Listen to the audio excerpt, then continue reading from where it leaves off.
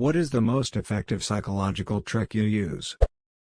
My youngest, 4, got into the why phase a little while back. Read an article that said the best way to get them to stop was to ask them, "I'm not sure, what do you think?" It is a godsend. They answer their own question, you provide some feedback, "sounds good to me," and they immediately move on. Ducking awesome. To avoid workplace drama and be well liked is to just compliment people behind their back.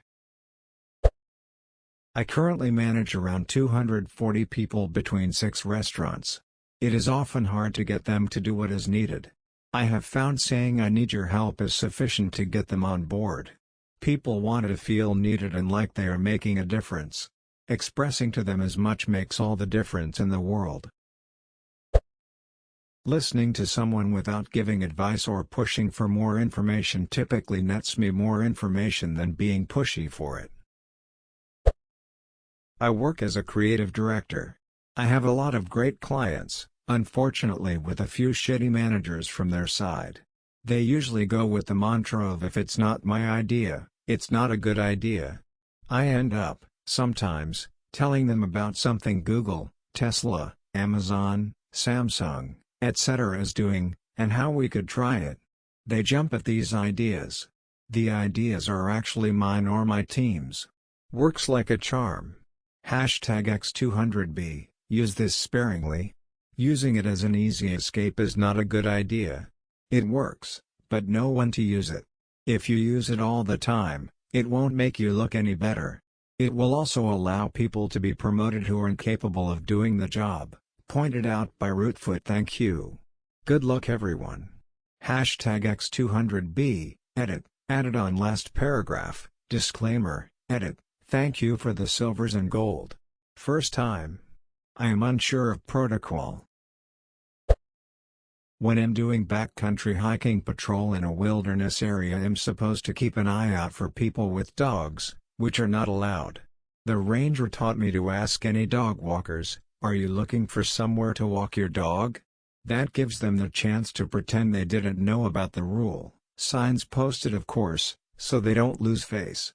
Then I give them a brochure with dog-friendly trails. It's a brilliantly non-confrontational technique, and I use it in other parts of my life. Edit: many people are asking why no dogs. It has to do with this park being designated wilderness, which is very different from national, state, local, county parks. Wilderness designation facts. https://www.wilderness.org article Wilderness designation facts list of reasons from park literature https://i.imgur.com and 27f.jpg another edit. Thank you for the silver, kind redditor.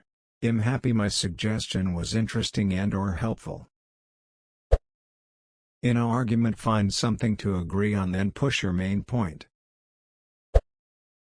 I recently read that saying "you're right" instead of "I know" makes you look less like an asshole and doesn't diminish something someone else may have just found out.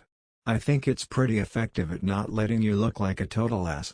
Edit: wow. Inbox boom. Thanks for all the replies. I'll try to answer a few of them if necessary. Don't be sad if I don't answer, I still like you. Smile. If you need to remember something, think about it while doing something noticeably unusual. This will pair the memory with the something, so that when it is noticed later on it will trigger that particular memory. #X200B, for example, I need to take out the garbage before going to bed. Put your pillow at the foot of your bed. If you hand something to someone, they will take it. It's a lot of fun. Edit: my first Reddit silver, thanks. If you need to de-escalate someone and get them to communicate asking questions about numbers, personal information, I work in emergency services. If someone is totally distraught and shut down, asking their phone number, address and birthday, it can pull them out of the emotional place and bring them back to a headspace where they can talk about what happened more easily. I often ask these questions even after I have the information, just to de-escalate. When somebody shy is speaking, if you look at them and nod your head, it encourages them to keep talking. Instead of asking "Do you have any questions?" I ask "What questions do you have?"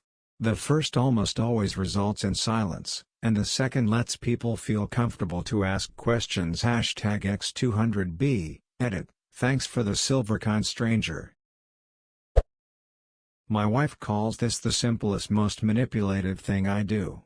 Whenever I bump into an acquaintance, meaning not friend, just a person I know, I of course say hi and the conversation goes like this. Me, hey. How are you? Name. You look good. Them, laugh. Thank you. I'm good. How are you?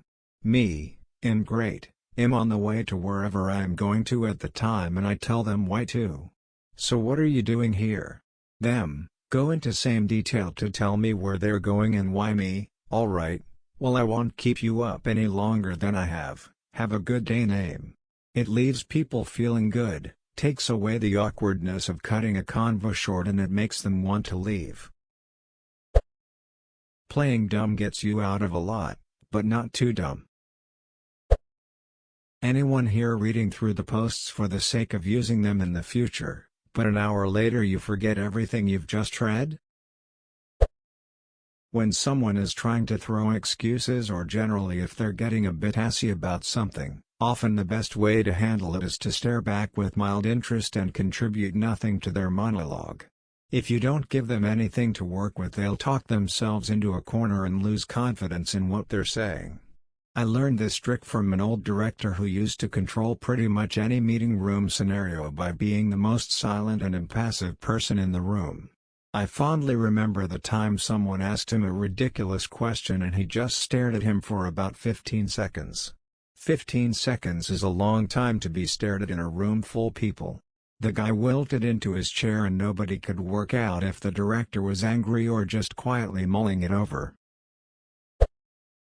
I work with a bunch of idiot lawyers and I use the phrase "you're correct" all the time, even if it's one teeny tiny thing they're correct about. It makes them feel smart and they instantly soften. It also keeps them listening because they're hoping more flattery will come down the pike. Evil cackle.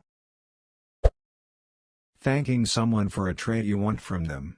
Instead of telling a customer you're sorry for their wait, tell them thank you for your patience or understanding. Works wonders. I have to work with kids a lot, having a summertime job where I volunteer to assist counselors at a camp for service hours and having 5 younger siblings. Don't tell them not to do something. If I told you, don't think about unicorns, you'll immediately think about unicorns for the split second I say it. If I instead said, think about turtles, you'll think about turtles for at least that split second I said it.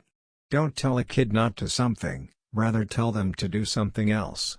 Instead of "don't hit your sister," say, "let's play a nice game with your sister." That way you don't put the idea into their mind that you don't want them doing it, which, in their childish manner, fuels the fire to do it more. I can't remember. My wife's a psychologist and I lost all my superpowers of manipulation of time and space. Instead of arguing, I start off by agreeing and then state my point of view after addressing the other person's point. Always ends in a positive interaction. Edit. The idea is to show respect for what the other person thinks. Assuming that the person isn't a complete moron, they more than likely have a valid point. Rather than shutting the person down and telling them they're wrong, you listen to them. Then after hearing them out, you can bring up your own point of view. The goal is to have a respectful exchange of opinions rather than a flat-out argument where two people flat-out don't agree with each other and leave each other without learning anything from one another. Don't say it's okay when someone apologizes. Say something like, "Thank you for apologizing."